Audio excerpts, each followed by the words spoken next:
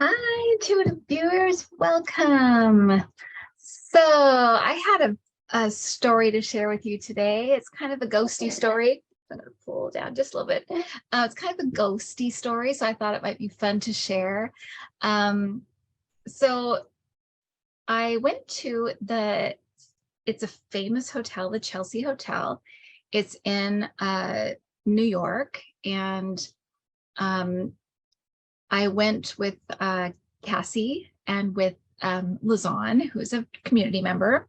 And we were in New York visiting, and we wanted to go there because there have been a lot of famous people who've lived there, who passed away there, who lived, who stayed there. And so we're just kind of interested in what kind of energies we might pick up, or what might happen. So we decided to go. And, for me, with haunted places, I very, very rarely pick stuff up. And sometimes it's because the place isn't haunted. They just say it's haunted. Or I also believe that spirits come and go. So they maybe sometimes people have picked things up, but not every time. So with this particular adventure, the whole week we were letting them know, letting this, spirits know and our guides know, let people, kind of approach us and they can tell us their story if they want to. If you live there, if you were, whatever, come and talk to us. We'll be there on this date, and, come and meet us there. And so that's what we did. That's what I do when I do my cemetery visits. That's what I do. I kind of running up to it, I let them know I'm going to be there. Come and tell me your story, and that's how I do that. Otherwise, they're usually not there. They're not just hanging out by their gravestone. So we went to the Chelsea Hotel, and we walked in, and first of all, the hotel's been completely redone, completely remodeled. It was falling apart, I guess, in like the late 70s, early 80s, and they shut it down for about, I think it was 8 years completely, and then the renovation took 13 years. So it was a big, long renovation, and so it's been all redone, and it's gorgeous, just beautiful, and it's a city landmark. So we went into the hotel, we walked in, and we got past the maybe about, I don't know, 20 steps in. And I felt like I was so dizzy. And that's usually my sign of there's spirits here. So, or just lots of energy. And I almost felt kind of crowded, like they were crowding around me. So just a lot at once. And I said, I feel like I am really dizzy. And as we walked further in, I'm like, I still feel like I am really, really dizzy. And so I'm kind of trying to kind of tell them to, in my mind, telling them to back up. And then we walked into this area. It's kind of like an aviary area, kind of a sunroom. And you kind of walk through, and you can step out into the sunroom, and it's attached to the bar. As I stepped in there, I felt like something pressed on my chest, and then kind of pressed hard like that. And I thought, okay, somebody died of something with the chest here, or something is going on with the chest. It says there is something with the chest going on here. And I said, I felt like somebody almost like pushed it in, like that, almost didn't knock the wind out of you, but just kind of, it was very obvious. It was just very obvious. And so I said that to Lazan and Cassie, and they're like, you want to sit down? And so I said, yeah, maybe sit down and, maybe have a drink or something. We just like chill out for a minute. And so we went back into the bar area, and as I sat down on the couch, I heard asthma really clearly in my mind's ear. And I said out loud, asthma. I said, do you know who stayed here that had asthma? Can stay here that had asthma? And they're looking at me like, we don't know. And I was like, that is so weird. So I knew that there are certain people that they had out in front, and certain people that stayed there or lived there that they tell you about, and that you can see, you know, they'll have like the plaques outside.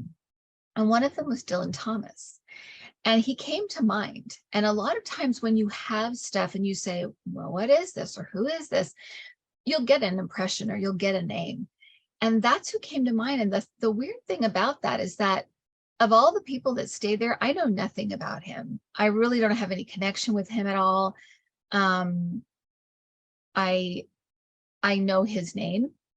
I know he was a writer, I think a poet or a writer. And I know he lived there for a while. And I know he died. I think he died there, but I'm not positive, but I know he died, but I think he died there. But anyway, I didn't know much about him at all. And I had really no personal connection to him. Oh, I know he's in a Simon and Garfunkel song too. That's another thing I know. He's mentioned in a Simon and Garfunkel song. But other than that, I really don't know anything about him, but he came to mind. So I'm like, okay, there's something here. So I looked on my phone, and sure enough, it was like he was diagnosed with asthma as a child. And as we were talking, I was like, I wonder if he died of bronchitis or died of something with the chest. And when we brought it up to a person who was kind of giving us a tour, he said, oh, he died, he drank himself to death. He was an alcoholic and he drank himself to death. So I'm like, that is so weird. So we kind of went on, and as we walked through and as we kind of sat down and kind of the dizziness and the energy kind of alleviated, which is usually what happens. It's usually like as kind of it's like an onset of energy, and then it kind of dissipates, or it kind of, you know, I told it to back up, so maybe it just backed up, but it usually will kind of, you know, it won't stay like that. It's usually just initially. And, or I guess or maybe as you get used to it or something, or as your energy blends with theirs or whatever. But so later on, we got back from our trip, and Cassie had gone home and I'd gone home, and felt like him come in and like he's trying to tell me something. So I'm like, what is this? So I looked up the story, and what it was that there's always been a bit of a controversy about his death, because some people said that he had pneumonia, and like his friends and people that knew him said he had pneumonia and that's how he died. And other people, when they found him, he had, you know, alcohol stuff around him, and of course his body was showed the effects and signs of alcoholism. And so they put that as his cause of death. But I guess people that knew him were very upset about that, because that is not how they believed he died. And so what they said, and then one of them said, he told me the day before he felt like he was suffocating. And that's when I just got like full chills. I'm like, that's what it is. So what I believe he was trying to do was tell me to tell us that he died of pneumonia. He did not die of alcoholism. And if you look it up, it says he died of alcohol, but I feel that he came in to say, no, I didn't. I died of pneumonia. And that's my ghosty ghost story. But also I wanted to tell you too, that Cassie also had this funny thing, because she has kind of a connection with Sid Vicious. She did a video on her channel about Sid and Nancy and the Nancy Spungen case when she was murdered at the Chelsea Hotel.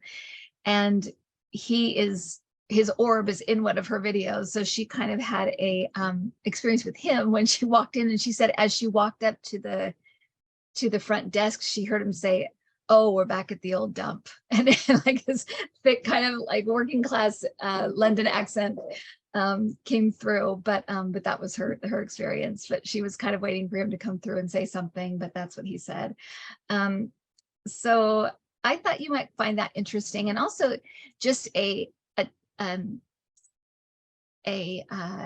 kind of letting you know what happens, at least for me, when I come in contact with spirits, or and how this stuff is done.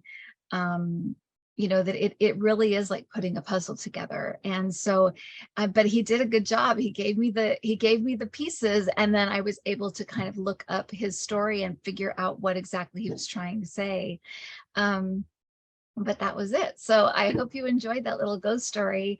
And the 29th of this month, our classes start. Debbie and my classes start back up again with a kind of an intermediate mediumship class that goes 5 weeks. And then we have 2 full day workshops in June. If you want to do a full day workshop, one's for intuition, developing your intuition, and the other one is intuition and abilities, and then the other one is mediumship. So, and you can start, it's all levels. You can start at the very, very beginning. So if you'd like to do that, we'd love to have you. Okay, everyone, talk to you soon. Bye.